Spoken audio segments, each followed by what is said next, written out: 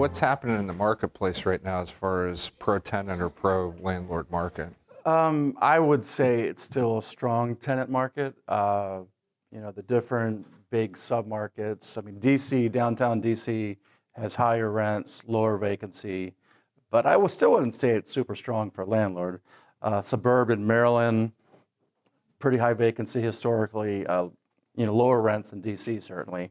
And then Northern Virginia is a larger market than suburban Maryland, but still pretty heavy vacancy historically, even in the Boston sort of Roslyn corridor, which has always been very strong. A lot of vacancy, but the rents are ticking up. There isn't a lot of new office building construction going on, which hopefully will eventually drive those vacancy rates down. I don't see a ton of availability for the really big headquarters space, but there are not that many of those deals every year anyways. But there's a lot of vacancy for that 20,000, 40,000 square foot range, or even smaller.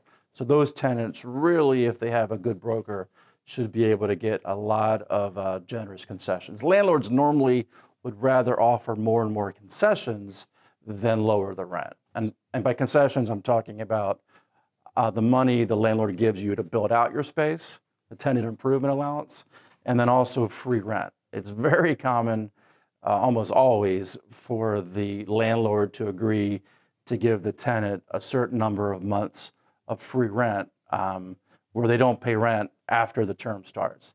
And I would say the standard now is maybe 1 to 2 months of free rent for each year of the term that you lease.